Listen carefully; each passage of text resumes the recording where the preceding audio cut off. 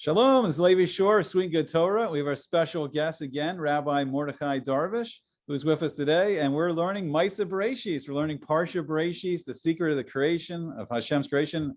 Rabbi Darwish, what do you want to say? Well, I'd like to say a few things. First of all, this should be studied with a professional. I'll tell you why. Because a lot of scientists or other people that would not know the full range of the Torah would dispute this, and because it looks very simplistic and it doesn't look like what we have with all the science that's out there. It's really not true. But if you look at the account is really basically focused on Earth and how Earth was created, and not how the entire universe was created. For the full impact on how the entire universe was created, you really have to study the deeper secrets, which is in the Kabbalah, and to know exactly how the creation came from the infinite to the finite. And the Kabbalah is referred to by the Ramchal as the study of truth of the Emunah. Like, we believe everything's from God and God created everything. But Kabbalah shows the truth of that, where to the point where you don't have any more doubts to the truth of that matter. When you're studying the Maaseh Bereishit, like Genesis and the creation and all that stuff, you have to know there's two different things. Now, can I give a quick example? So on Simchas Torah, I was studying the Zohar with the Sulam, and I think it's very interesting because when we look at the scientific approach, they are saying, oh, there's nothing, and then there's this big bang, and then everything comes into existence. But what's interesting is the Zohar is looking at a very different perspective, because it says no, as opposed to being nothing in the before Bereishit, before even the Torah says Bereishit, there's everything. There's Hashem, there's this infinite being, the Ein Sof, the infinite being, and the Or Ein Sof, and the light, the illumination from this infinite being fills everywhere, it fills all of infinity. And then the Zohar says that he makes the Ein Sof, makes a tzimtzum, he creates a space, and he says there's a lamp of darkness. I think it's a butznia de carduya, I forgot the exact term, the cardonia, I forgot the exact term, but and there's this light, the lamp of darkness, and it spreads darkness through this huge sphere where the universe is going to be created. So it's, instead of starting out with nothing and big bang everything, it's the opposite. We start out with the view from Hashem, as we start out with everything, an infinite being that fills everywhere, and create through a lamp of darkness a space where everything can be created. So yeah, exactly. So if a person can imagine, like, if his whole ceiling was full of fluorescence, and all of the walls of his house also filled with fluorescence, and also his floors, right? Just everything is illuminated with light. He wouldn't be able to see anything. He'd be so blinded by the light. In order for him to see anything, he'd have to dim that light into darkness for him to see anything.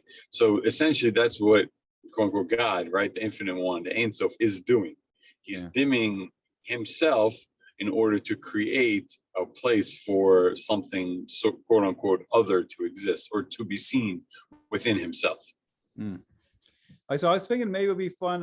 We could bring up the Pesukim from the Parsha and just start going through it pasuk by pasuk of Maaseh Bereishit, see how far we get. Just see what we come up with. Let me see if I can share this. Well, it's important to study the creation and to understand, what we're doing here, what the purpose of creation is. There was a creation, there is a creator. Life is not just a big wonderland, a big Disneyland where you just try to get as many pleasures as you can while avoiding as many obstacles to that pleasure as you can. Right, until you die. Let me see if I can bring the share screen up here. Let me try it again. Here we go. So here is the actual Pesukim from the Torah. We try to share that. Okay, so I think we have that on the screen. Can you see that, or I don't know what you see on your phone? Okay, so I'll just read them off. And then we can just start talking about. Let me see if I can size up this window. I haven't got all the technical down for all. Okay, so anyway, everyone's very famous. So Bereishit bara Elokim. So in the beginning, Elokim, the aspect of Hashem, the aspect of judgment, of din, and Elohim creates Eis Hashemayim ve'Eis Haaretz. So I mean, one famous Mefarshim is that with the Aleph and the Tav, with the very first letter of the Lashon HaKodesh of the Aleph base, and Tav is the last letter. So if all the letters of the Torah, Hashem creates Shemayim and Aretz. I don't know, you want to, there's so much in here. This whole obviously there's so much, right? Again, we have to pay attention to the word Elohim, right? Yeah. That's not a normal use of the word God, right? And like you said, it's attribute of justice. But the Ramchal explains it that it's actually the, we know there's 10 spheros, right? So it's actually the third sphera, which is called Ima, which is also termed Elohim, which creates Shemayim v'Aretz, like the heavens and the earth, but it's not really the heavens. Shemayim is the sixth lower spheros, and the Haaretz is the seventh one. Right. So basically, we're dealing with. So Haaretz is what? Haaretz is Malchus and Shemayim is Bina. Yes. I also read that Shemayim no. Shemayim is. It's their Anpin. Shemayim is their Anpin. Yes. Shemayim is their Anpin. It's getting very heavy, very deep in the Torah Nister. Very right. Fast. So we have to define for the audience the different. So I can bring up this. Should I bring up the Spheros real quick on the screen? Should I bring that up or? Sure. Why not? Okay. Let's try to clarify it a little bit. Let me stop that share for a second. Let me bring up Spheros. See, we got all the technical, we got everything going on now. All right, so I think I got the Spheros up on the screen there now. Okay. Great. So the Aretz here on Malchus, so the lowest sphere are the lower seven. So these are the upper three. This is the intellect. The lower seven is the emotions in a person and the makeup of a person. So Malchus in the universal scale, this is Earth. So Earth is Malchus. Earth is the lowest. Yeah. Yes. And then you have the from Chesed, Gevurah, Tiferet, Netzach, Hod, and Yesod. Yeah. That is Shemayim. Here, let me see if I can. I can kind of see if I can highlight it. I don't know if I can highlight. I drew a little box. So wait, we got Chesed, Gevurah, Tiferet, Netzach, Hod, and Yesod. This is all what's called the Parsuf of Zer Anpin, and that's what Shemayim. So you see, in the universal structure, we have the Earth here. And then we have Shemayim above. So we have all the planets, the stars, and the Mazalos, the constellations, all above, heading up. Now, there's a reason for this. So Keter, Chachma, and Bina are perfect. They're going to be okay. It's the Chesed, Gvurah, Tiferet, Netzach, Hod, Yesod, and Malchut, which are going to be destroyed. It's going to be in a later parsha in the Torah, but those ones are going to be destroyed. Yeah. And Bina, is basically like gives birth to the seven lower spheres. So Bina is here. Okay. So Bina is called Ima. It's the closest. It's the closest. It's the Ima. I'm sorry. It's the Ima Ilah. It's the supernal mother. It's the heavenly mother. This sphere here, a Bina understanding, and this gives birth. Bina gives birth to what's called Zer Anpin, the prince, and then Malchus is also called Nukva, the parsuf of the princess. So the prince and the princess, and this is the queen Bina that gives birth, and Chachma the king. And then the crown. Right. And the crown is on top of the king and the queen. So supposedly the light goes from the Ein Sof, the infinite one, to Keter, and then to Chachma, and to Bina, and then Bina gives birth to the rest. Okay, that's how the light is going to come down. Yeah. I'm sorry. Okay, so. Sorry. Say it again. I'll try to move my little arrow around. I'm sorry. Okay, so basically the light is coming down from the Ein Sof. So it's coming from the infinite one. The light comes down here. It comes down into Keter. It enters Keter, then Chachma. And Chachma. Okay. Then Bina. And then over to Bina. And then Bina gives birth to the rest of the sphere. Okay. Now, this is crucial. Wait. This is crucial because what's going to happen is like this. When you look at Bereishit, there's two things. Reshit is beginning, but in the Torah, there's many things that are called Reshit. One of them is the Torah, and the other one is Israel. Yeah. Okay. So B is for. It's like Bishvil. It's for the Torah and it's for Israel. Yeah. Okay. Et is Aleph and Taf, like you said. The whole alphabet was created, right? Bereshit bara Elohim, which is the Bina. Et Aleph Taf. The whole of existence, because the world was created through language, right? Which is the Aleph Beit, all the way through Tav. Shemayim va'aretz. Shemayim, we said it was the 6 lower sphirot. Right here. And then the 7th one, okay. The reason is it was created this way. It was to give man the purpose of coming and fixing those 6 lower sphirot. Basically, when we do a commandment or a good thought or a good word, right, or a good deed, what's happening is that we're fixing we're connecting the 6 lower sphirot with the 7th one, okay. And when we do that, the marriage, right? It's the marriage of the prince Zeranpin with the princess Nukva, Malchus. Yes. Yeah. Yes. And that fixes the world, which brings the light back in, the good light. Right. And for our work, we will be rewarded. That is the whole story of creation. Yeah. So if I can just add something. And eventually man sins and he falls down and he creates more of this separation and more of this separation. But eventually we know the end of all history is that everything will come back together. Yeah. So if I can just add something real quick. So right, the beginning of Sefer Yetzirah, it says, right, these are the 10 spheros, and it's also, these are the 10 connected to the 10 sayings and connected to the 10 names of the Ein Sof, 10 names of Hashem. And then the 22 mystical paths are, each one of those is the letters of Lashon HaKodesh, the letters of Hebrew. And so when it says Bereishit bara Elokim Eis Hashemayim, that Aleph Tav is telling us that the Ein Sof, the Infinite One, he used all these paths with these 10 sephiros, and everything was created from there. All what we said before, the earth here, Haaretz, the earth, and the Shemayim. And there's one other quick thing here. So the lower 7 is what's called the natural world. And when we go above that, we go into the supernatural. Because we go 8, 9, and 10, we're going into the supernatural. And then one other thing I thought was real interesting to point out while we're here is the Torah begins with Bereishit, and the first letter is the Beis. And what's interesting is we talked about Elokim being the aspect of din and judgment from Hashem, but the very first letter Hashem uses is Beis. And if we see here, it's very interesting because it's the path from Chachma, from the king, down to the sphere of Chesed. It connects to Chesed, which is kindness and love. So right at the beginning, even though Hashem's using this aspect of his name of Elokim, the first thing he does is the Beis and connecting the king, the upper Abba, to love and kindness. I think that's pretty interesting. I just noticed that as we started talking about this. Yeah. So I don't know. I mean, we could go on. Should we go to the next pasuk? I mean, this pasuk you can expand. Rabbi Shimon Bar Yochai expanded the whole Tikkun Zohar from this, from the word Bereishit, from this pasuk. But I think maybe should we try to go to the second pasuk, and we'll just. Yeah. I think that's a good little introduction that people will not get confused.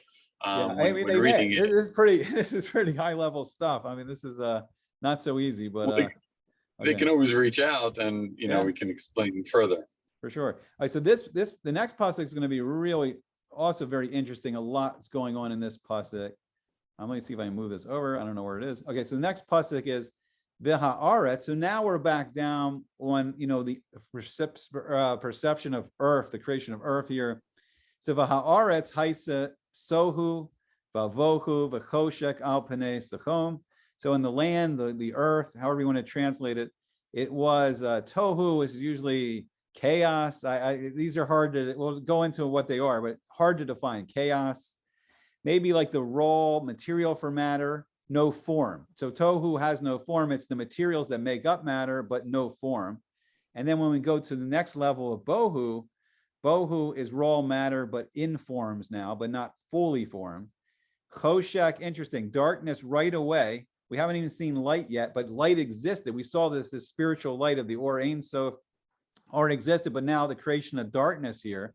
So the second pasuk is darkness upon the face of the abyss, the deep, al panei atahom, and then varuach elokim mirachefetz al panei amayim, and the spirit, the ruach, the wind, the spirituality of Elokim, of the name of the Ein Sof, of the judgment, and then hovering above the face of the water or the waters. So what do you want to say? I mean, there's a lot to talk about here. This is huge. Yeah. So again, I would say that the Aretz is the Malchut, like we said, right. and then the Malchut is dead. It's pretty much like it has no life. okay, by itself, because it's the last sphere, it's the last in the chain, and it just basically receives what's coming to it, right? It doesn't, it's not a facilitator. Once it gets it, that's it, right? It doesn't give it off. So and so that's the describing the darkness and the nothingness, okay? And then we because it can't reflect the light, so it can only receive it. The artist can only receive darkness right now. That's interesting. It's if I can say one thing too. So this famous thing on this is all world history is contained here, and this is the four empires. These are the four main empires of the world, and Mashiach in the second pasuk. So Tohu is compared to Bavel, the Babylonian Empire. Bohu is compared to Paras, the Persian Empire. Koshak, we know in Hanukkah, it's Yavan, it's the Greek Empire. And then the abyss, the great abyss, is the longest gulls we've been in, is Rome. This gull is Edom. This Roman exile is going on for 2021 years so far. And then Ruach Elohim. Now we get into the Ruach Elohim is going to hover above the face of the water, and this is Mashiach. And this is talking about the nation of Israel here. This is Yisrael, and this is going to be Yemotza Mashiach. And first we have to we're in the end of the fourth empire, and just all of that's contained here, and there's much more. But you can take it whatever direction you want to go. Yeah, again, you see the Ruach Elohim is on Ple'amayim. So, like you said, the Ruach is Mashiach, right? Mashiach, Mashiach is the Messiah, right? The one who's going to tell the whole world the truth and get everybody serving the one God and getting everybody in line. Elohim merchefet al pnei hamayim. Mayim is the Torah, right? Yeah. So the Torah could be either learned, dry, and this is the introduction to the writings of the Arizal. You could just learn the simplistic point of view, which is called pshat. But the Arizal explains that it's not really pshat in the word simplistic. It's pshat from the word lafshit, to unclothe, to take off. So Mashiach is really going to come in and help us unclothe this physical world and see the actual light that's beneath it. It's really in the Torah, right? We're going to see later on in the verses that there's Eitz HaChaim, the tree of life, right, and the tree of knowledge of good and evil. And this world is the knowledge of good and evil, and the tree of life is the Torah. But the Torah has to be learned properly with the deeper insights in order for you to taste the sweetness of it. So that's the Mayim, and the Mayim, if we understand Mayim, it comes from the heavens, and it gives life to the earth. Wow. Okay. Yeah. I never really focused on that aspect. It's really neat because, this is the first time we see Mayim. Mayim is the Torah. And then the age of Mashiach is hovering above the Torah now, the face of the Torah, the 70 facets of the Torah. And leaving this chaos and darkness and abyss. And that's going to be interesting when we go into the next pasuk, how this Ruach Elohim hovering upon the water of the Torah is going to bring in light into our universe. It's going to bring in, I think I'm kind of doing a segue, unless there's more you want to go. I mean, there's a lot more we can delve here, but I think it's interesting. So now that we have the Torah, now we have the Mayim in our universe on earth, and then the next pasuk is Vayomer Elohim Yehi Or Vayehi Or, and then Elohim said, "Let there be light," and there was light. Pretty powerful pasuk. I mean, so now we see light.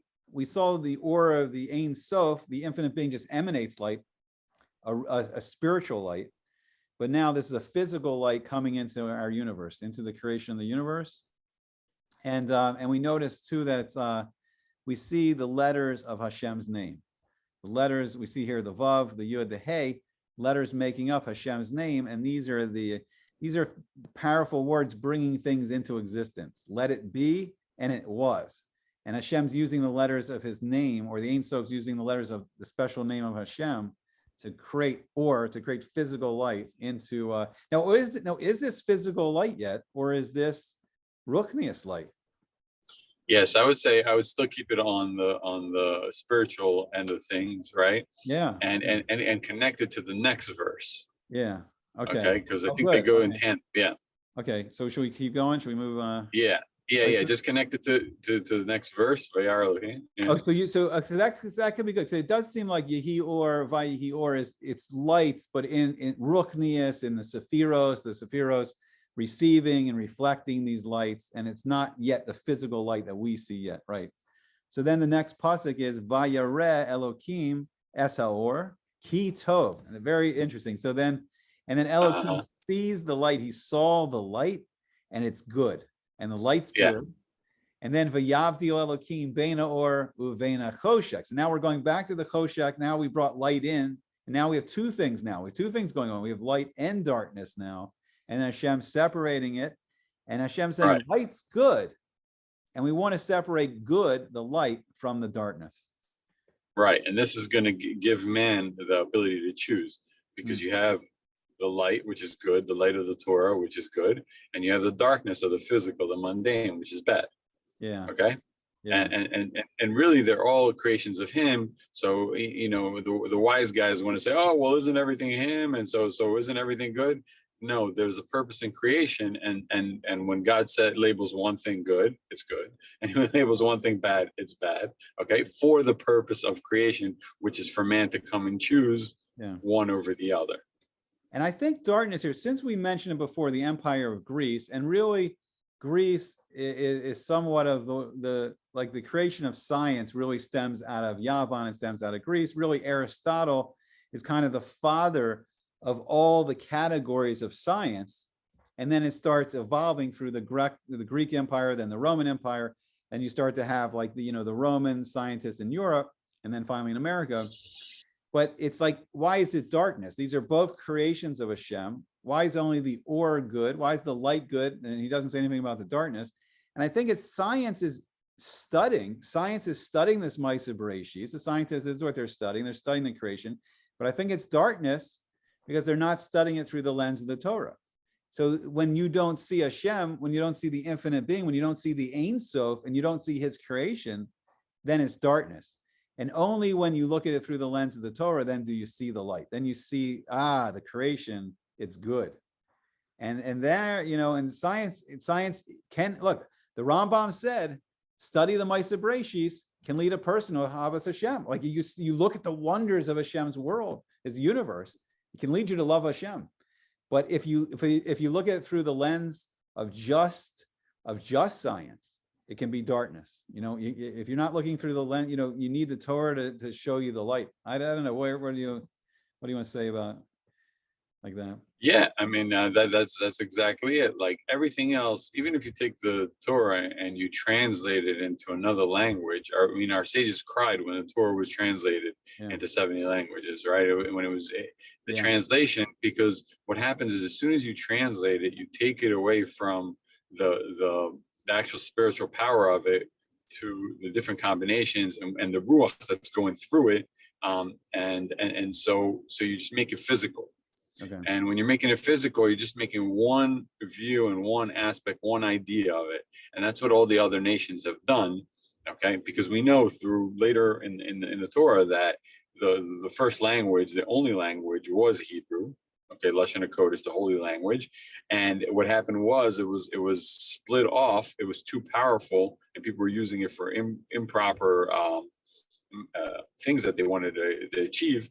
So God dispersed them, and he split it up into 70 languages, so they don't have that same power. So any kind of translation is let's say 1/70th less of the power of the real Torah. Yeah. Okay. So let's just finish up. Yeah. Let's finish up with the last day one here. So Vayikra Elokim Laor. So then Elokim, he calls to the day. He calls to the light. He calls to the light, and he calls it Yom. He calls it day.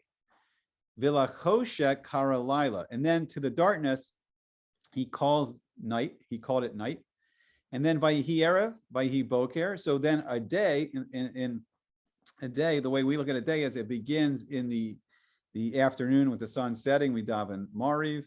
The day begins there by vayihi erev, vayihi boker, and then in the morning, then we daven Shacharis, and then Mincha, and that's a day. From the Jewish perspective, the day starts at the night. And Yom Echad, one day, because there was no second day yet. It was only one day. And it's interesting because on the fourth day is when Hashem's actually going to create the planets, the sun, the moon, So we don't really have the physical planets in the sun, but Hashem's still calling this a day. And he's calling or something about the or is day, and something about darkness is night. And that's day one day. Right.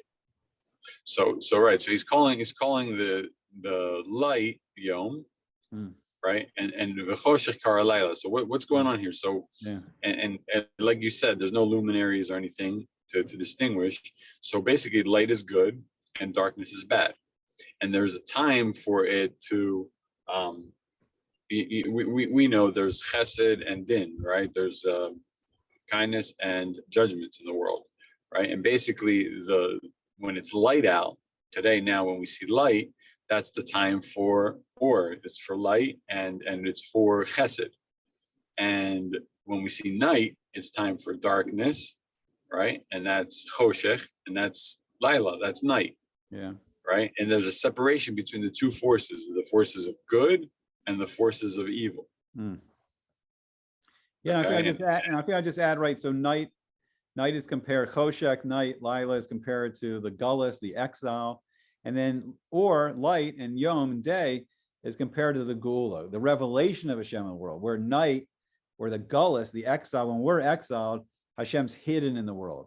It's Hester Panim, Hashem's hidden, but in the geula, when the Jewish people or when we become redeemed, then Hashem's going to be revealed. Like when Hashem took us out of Egypt, Hashem was revealed in the world. But Chas v'Shalom, during World War II, during the Holocaust, Hashem was very hidden, and it looked horrible. It looked like it was darkness.